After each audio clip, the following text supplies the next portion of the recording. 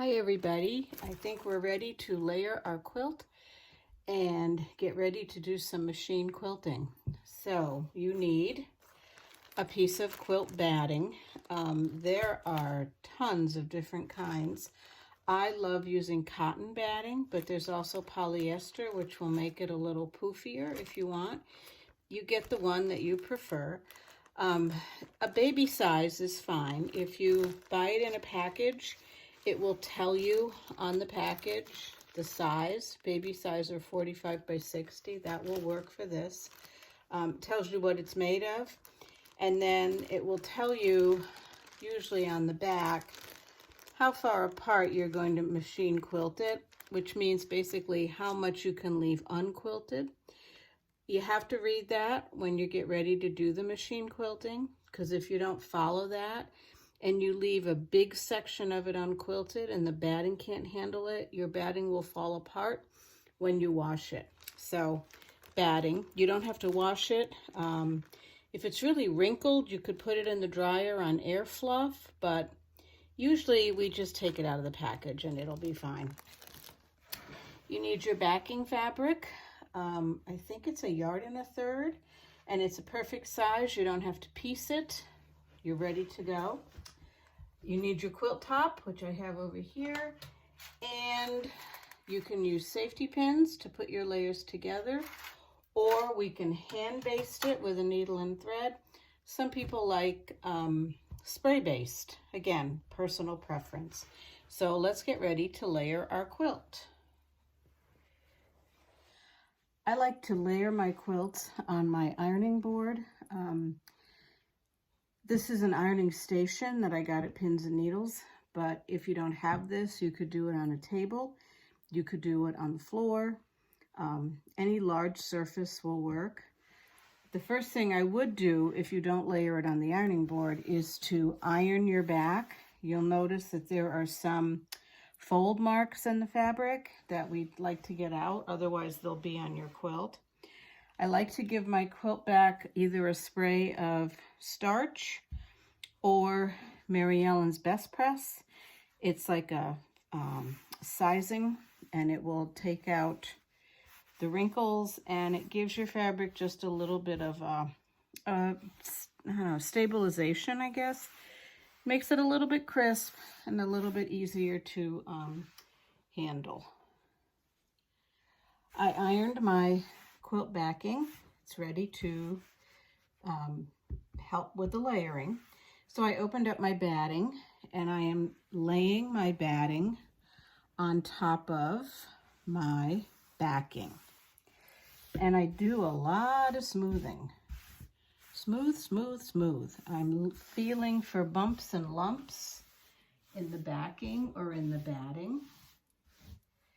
And just keep smoothing it out. And what I like to do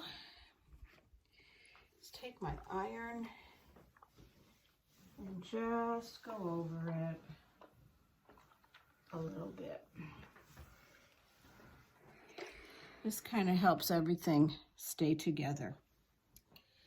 So once I have that, my next job is to get my quilt top and to put that on top. Now, my quilt top is smaller than my batting and my backing, and that's a good thing. We want it a little bit smaller because when you do machine quilting, it will pull the backing inward. And if you have it the exact same size, by the time you finish machine quilting, your backing would be smaller than your quilt top. And that wouldn't be much fun to have to add more to it. Okay, and again, smooth, smooth, smooth. Okay, and I do the same thing. I take my iron and I kind of press my layers together. And I make sure that everything is nice and smooth. And you see how my backing and my batting are bigger than my quilt top? That's what I want.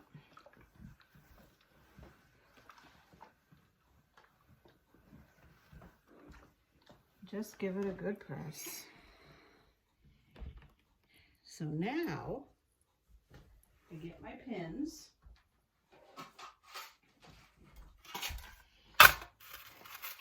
They're a mess. And I just kind of dump a few on the quilt top. There we go. And I stick the pin in and then close it up. So what I'm going to do is put a pin in every triangle. Easier said than done. There we go. And I'm also going to put a pin probably in every other rectangle for the border.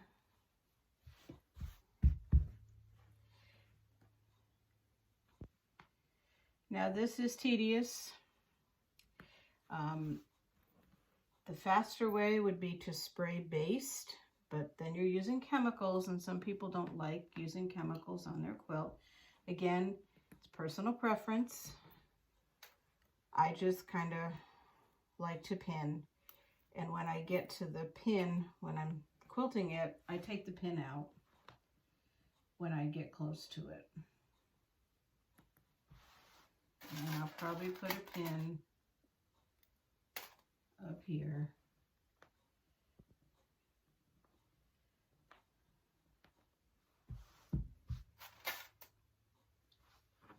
And probably stick a pin right here. You'll see I have a different size collection of pins, and they get stuck together. Okay, there we go. So I work on what's in front of me on the ironing board, and I get that pinned, and I keep feeling it to make sure that I don't have any bumps and lumps in the back of my quilt, that my backing is nice and smooth.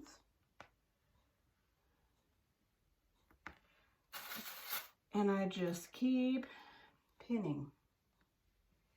Now when I finish this part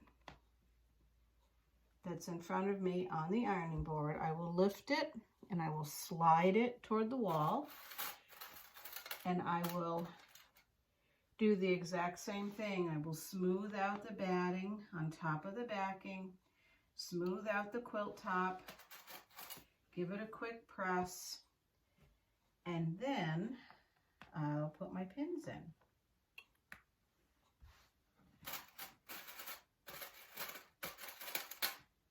Like I said, it's tedious, but it helps you get really good results when you do machine quilting. So let me finish pinning the quilt, and we'll talk about what's next. My quilt top is all pinned, but I want to show you that I have a lot of extra batting here. And I'm going to cut it off, and I'm going to save it, because you can sew your batting pieces together if you ever need a batting and you don't have one the right size. You can kind of create it from leftover batting scraps. So let me cut that off, and then we're going to flip this over and look at the back. The next thing I do is I take my quilt and I flip it to the back, and I check. I make sure that there's no like pleats. Sometimes you see something like that. I make sure that there's no bumps, no lumps. Everything looks nice and smooth. So now it's ready to be taken to the machine, and we can start machine quilting. So get your quilt layered, and I will do another video on how we can easily machine quilt this with our walking foot. Happy sewing!